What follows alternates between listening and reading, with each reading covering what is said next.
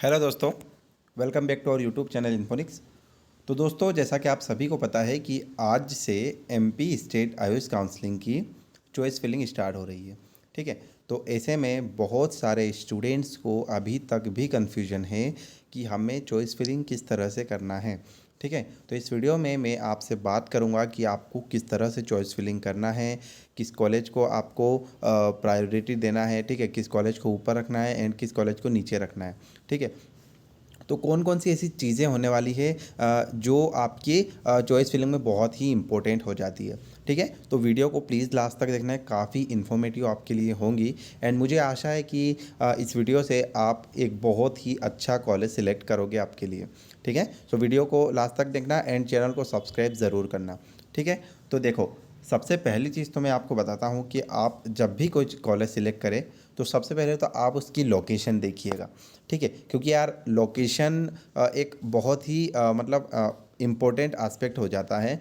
मान लो अगर कोई कॉलेज सिटी से काफ़ी दूर है, ठीक है, और वहाँ पर मेडिकल कॉलेज है, पहली चीज़ तो ये तो भाई कोई भी पेशेंट इतनी दूर आपसे क्यों जो है वो ट्रीटमेंट लेने आएंगे। वो जो है वो तो सिटी के पास वाले कॉलेजेस को ऑफ़र करेंगे या वहाँ पर जाना पसंद करेंगे। तो सबसे पहला ये बहुत ही इम्पोर्टेंट जो है हमारे लिए चीज़ हो जाती है कि हमें लोकेशन देखना बहुत ज़रूरी है। दूसरी चीज़ ये है कि आपको ये चीज़ भी देखना बहुत ज़रूरी है कि क्या वहाँ के हॉस्पिटल्स की ओपीडीज़ उतनी चलती है जितनी वहाँ पर हॉस्पिटल की फैसिलिटीज़ है ना। मतलब चाहे वो होम्योपैथी का कॉलेज हो, चाहे वो आयुर्वेदा का हॉस्पिटल हो, मतलब आप प्राइवेट कॉलेजेस में एडमिशन ले रहे हो तो आपको ये चीज़ भी देखना होगा कि भैया यहाँ पर पेशेंट्स आते भी है या नहीं आते, है ना। ऐसा तो नहीं कि एकदम बिल्कुल ही जीरो पेशेंट्स का फ़्लो है और आप वहाँ पर जाकर जो है एडमिशन ले लिए। इस चीज़ को भी आप ध्यान रखना। तीसरी चीज़ ये है आपकी कि आप जितनी फ़ीस दे रहे हो क्या वहाँ पर इतना इंफ्रास्ट्रक्चर या इतनी फैसिलिटीज़ है ना।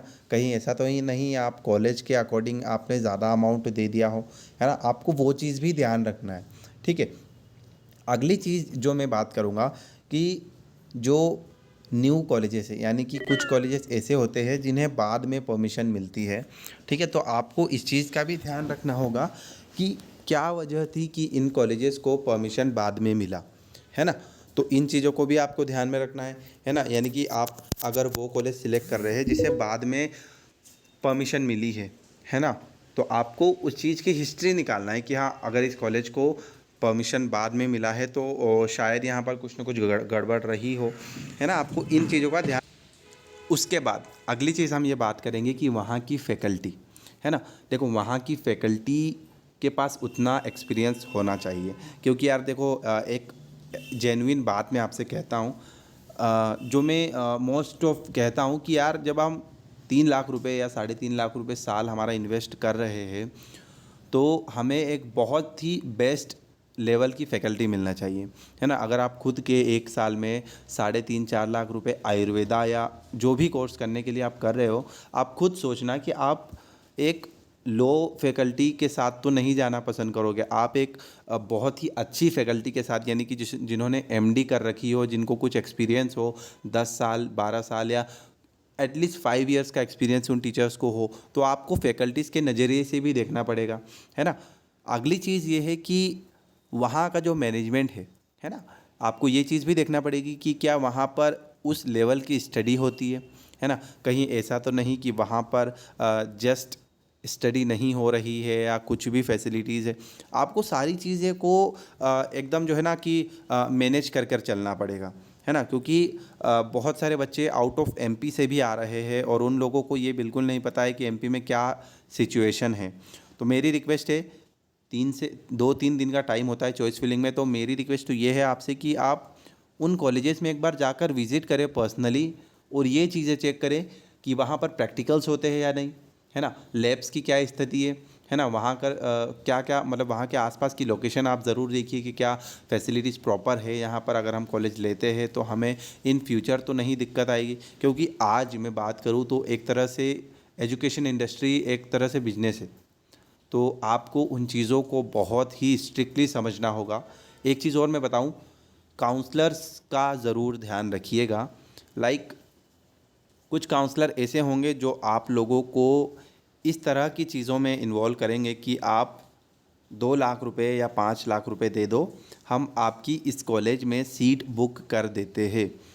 तो इन चीज़ों से भी आपको अवेयर रहना है ना, और ख़ुद को बचाना है ना, कि अगर आप 5 लाख किसी को दे रहे हो तो किस बेसिस पर आप दे रहे हो यार, उन चीज़ों का ध्यान रखना। इस तरह से काउंसलर्स के झांसे में मत आना, ठीक है।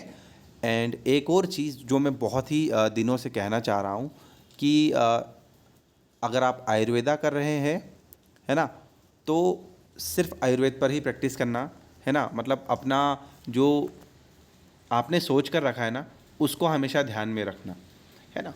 सो हम वापस से चॉइस फिलिंग की लिस्ट पर बात करते हैं। मैंने आपको सारी चीज़ें बता दी है, तो इसमें मैंने आपको बताया कि आपको किन किन चीज़ों का ध्यान रखना है। एक तो आपको लोकेशन का बहुत ध्यान रखना पड़ेगा, है ना। दूसरी चीज़, वहाँ की फैकल्टी कितनी अच्छी है वो आपको देखना है। नेक्स्ट चीज़, वहाँ के प्रैक्टिकल्स पर आपको नज़र बनाना है कि प्रैक्टिकल्स किस तरह से है क्या नहीं।